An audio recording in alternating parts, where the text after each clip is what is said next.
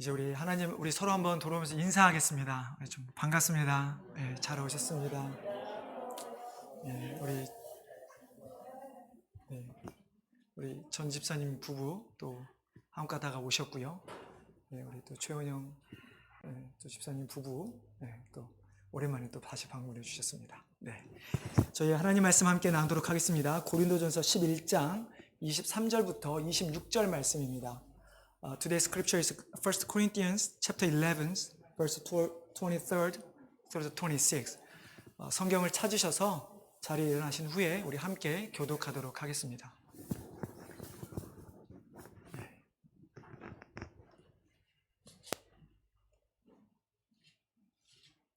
고린도전서 11장 23절로 26절 말씀, 제가 가진 신약성경 277페이지입니다. 찾으셨으면 한 목소리로 같이 읽도록 하겠습니다. 내가 너에게 전한 것은 주께 받은 것이니 곧 주 예수께서 잡히시던 밤에 떡을 가지사 축사하시고 떼어 이르시되 이것은 너희를 위하는 내 몸이니 이것을 행하여 나를 기념하라 하시고 식후에 또한 그와 같이 잔을 가지시고 이르시되 이 잔은 내 피로 세운 새 언약이니 이것을 행하여 마실 때마다 나를 기념하라 하셨으니 이 잔을 마실 때마다 주의 죽으심을 그가 오실 때까지 전하는 것이니라. 아멘.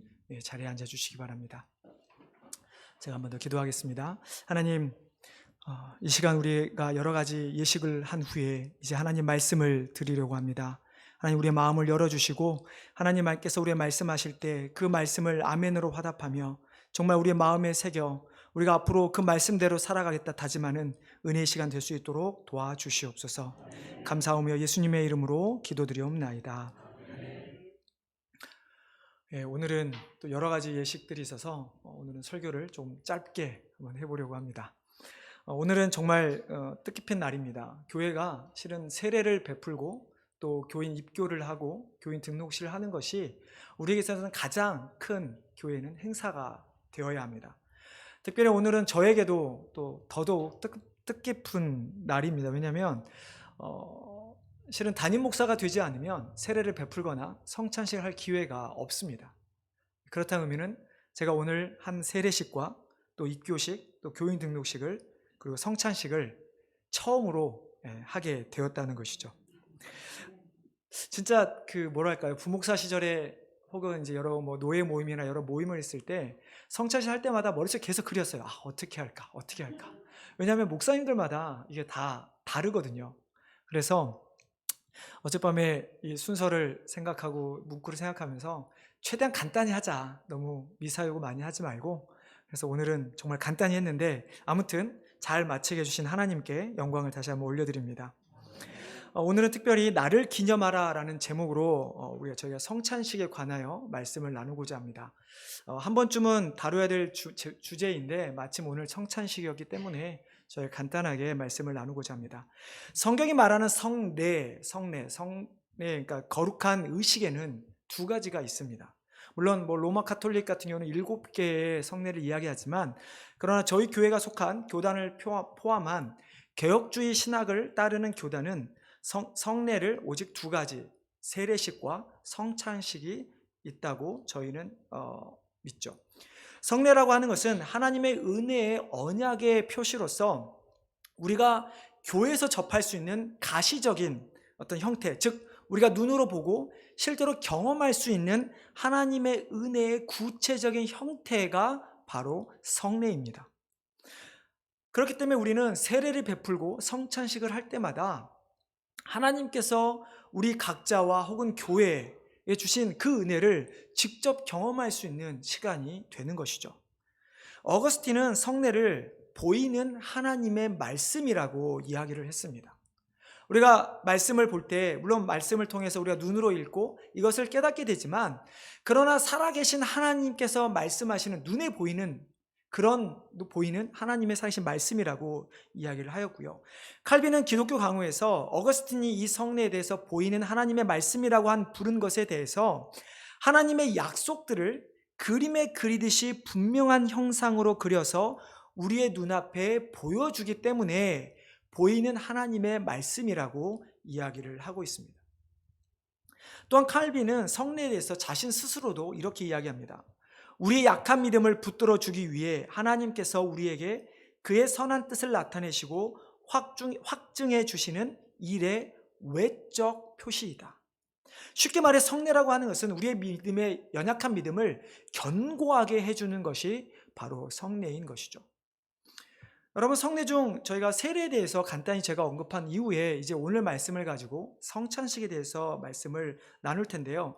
여러분, 세례라고 하는 것은 물로 씻는다라는 의미를 가지고 있습니다. 즉 우리가 죄를 씻는 행위를 나타내는 것인데요. 죄인이 하나님 앞에서 회개하고 자신들이 오직 예수 그리스도만이 나를 구원할 수 있는 구세주로 고백하는 회개의 표로서 우리가 세례를 베풀게 되는 것이죠. 그렇기 때문에 세례를 받은 성도들은 우리가 그리스도의 죽음과 함께 우리가 죽고 그리스도의 살아나심으로 말미암아 부활과 함께 우리 다시 살아났다라는 것을 의미하는 것입니다. 물론 우리가 알다시피 세례는 구원의 조건은 아닙니다. 우리가 구원을 받아야 세례를 받아야 구원을 받거나 세례를 받지 못하면 구원을 받지 못하는 것이 아니라 세례라고 하는 것은 예수 그리스도께서 우리의 주요 구원자이심을 고백하는 외적 표시, 성도들이 함께 서로 알아가며 서로 인정하는 것이 바로 외적 표시가 바로 세례인 것입니다. 그렇다고 해서 그래서 저희 교단 헌법 보면 세례를 불필요하게 미루어서는 안 된다라고 명시하고 있습니다.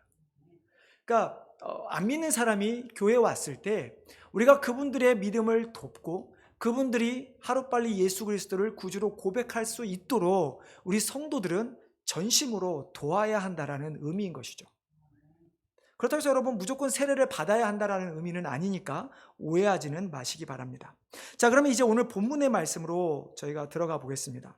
앞서 말씀드린 것처럼 성찬식은 저희가 말하는 성례의 두 가지 중 하나입니다. 이 성찬식에 대해서 지금까지 내려오는 동안에 많은 학설들이 있습니다. 과연 이 성찬식을 우리가 어떻게 이해해야 하는가? 크게 네 가지가 있는데요. 하나는 로마 카톨릭에서 말하는 성찬식의 화채설이라는 게 있습니다. 이 화채설은 뭐냐면 우리가 성찬에 사용하는 오늘 우리가 나눈 떡과 포도주가 실제로 우리가 먹고 마셔 우리 인간의 몸으로 들어가면 그것이 실제로 예수 그리스도의 살과 피로 바뀐다라고 주장합니다. 그리고 두 번째는 이제 루터가 말했던 공제설인데요. 이 떡과 이 잔이 포도주가 실은 예수 그리스도의 피와 살로 본질이 변하지는 않지만 그러나 예수 그리스도께서 이 떡과 포도주 안에 혹은 이 나눌 때 우리와 함께 또 몸으로 임재한다고 말하고 있습니다. 그리고 세 번째는 쯔빙글리가 말했던 기념설인데요. 우리가 오늘 나눈 말씀에 보시면 24절과 25절에 보면 나를 기념하라 라고 하는 이 말 때문에 쯔빙글리는 성찬시라고 하는 것은 어떤 다른 의미가 있는 것이 아니라 그저 예수 그리스도의 죽음을 우리가 기념하는 것뿐이다. 더 이상의 의미는 없다라고 이야기를 하죠. 그러나 칼빈 혹은 우리가 개혁주의 신학을 따르는 우리는 영적 임재설을 따릅니다. 영적 임재설이라는 것은 무엇이냐면 우리가 성찬식 중에 이 떡과 포도주가 우리 안에 들어가서 변하거나 혹은 이 떡과 포도주 안에 예수 그리스도가 임재하는 것은 아니지만 즉 예수님의 몸은 이미 하나님 옆에 계시지만 우리가 떡과 잔을 나눌 때 그 성령을 통하여 그리스도의 죽음을 우리가 영적으로 기념하는 즉 영적으로 임재하는 것을 의미합니다. 그러니까 예수님께서 실제로 우리 안에 어떤 다시 몸으로 우리 안에 임하는 것이 아니라 그리스도의 진정한 몸과 피에 살과 피에 우리가 동참하는 영적으로 참여한다라는 것이 바로 영적 임재설이죠. 그렇기 때문에 우리가 이렇게 성찬식을 통해서 떡과 잔을 나눈다고 하는 것은 우리가 예수 그리스도의 죽음을 기념하는 그리고 그 예식에 동참함으로 말미암아 다시 한번 우리의 주인을 예수 그리스도로 고백하며 그 예수 그리스도께서 우리 안에 임재하심을 경험하는 시간이 바로 성찬식인 것이죠. 여러분, 이런 성찬식에는 크게 두 가지의 큰 의미가 있습니다. 물론 오늘 우리가 읽지 않은 뒤에 또 다른 의미가 하나 더 있긴 하지만 오늘은 크게 두 가지만 나누도록 하겠습니다. 첫째는 이 성찬식은 주님께서 제정하셨다는, 즉 만드셨다는 것이죠. 여러분 23절에 보면 바울이 이렇게 말합니다. 내가 너에게 전한 것은 주께 받은 것이니 곧 예수께서 잡히시던 밤에 떡을 가지사라고 말씀을 시작합니다. 바울이 언제 이 계시를 받았는지 정확히 알 수는 없지만, 그러나 바울이 말하고 있는 것은 이 성찬식은 어떤 사람에게서 내가 받은 것이 아니로 예수님으로부터 주께 내가 받은 것이다. 이것을 내가 너에게 전한다 라고 이야기를 하고 있습니다. 여러분, 특별히 이 성찬식에 대해서는 사복음서에 모두 기록되어 있습니다. 마가복음 26장, 마태복음 26장, 마가복음 14장, 누가복음 22장, 요한복음 13장. 이 사복음서에 보면 예수님께서 잡히시던 날 전에 제자들과 마지막 만찬을 갖죠. 그 만찬을 하시면서 마지막에 예수님은 제자들에게 이 성찬식, 자신의 떡과 잔을 나누면서 자신의 살과 피를 기념하라고 말씀합니다. 절대로 이 성찬식을 하는 것은 사람이 만든 것이 아니라 예수님께서 만드셔서 우리에게 행하라고 하신 것을 우리는 반드시 기억해야 할 것이죠. 두 번째는 성찬식을 통해 우리는 예수 그리스도를 기념하는 것입니다. 제가 기념하라 그래서 또 아까 제가 말씀드린 쯔빙글리가 말했던 기념설을 의미하는 것은 아닙니다.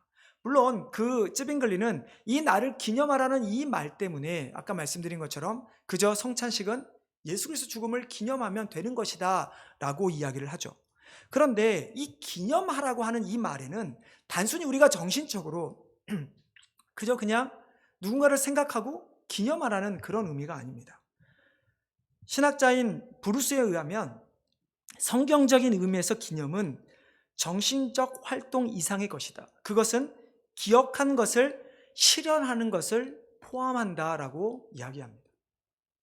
자, 기념한다라고 말은 즉 우리가 정신이나 생각이나 마음, 우리가 그 가운데 깊이 새겨서 주님이 우리를 위해 죽으셨구나 라고 하는 것뿐만이 아니라 내가 이제 우리가 그것을 기억하는 것을 행하는 것, 즉 예수님께서 제자들에게 떡과 잔을 나누면서 자신과 함께 있었던 3년의 공생의 기간들을 기억하게 하셨고, 이제 제자들에게 너희는 나를 기념할 때 내가 너에게 가르친 모든 것을 기억하며 반드시 그것을 실행하라 라는 의미로 기념의 말을 쓰시면서 떡과 잔을 나누셨다라는 것이죠.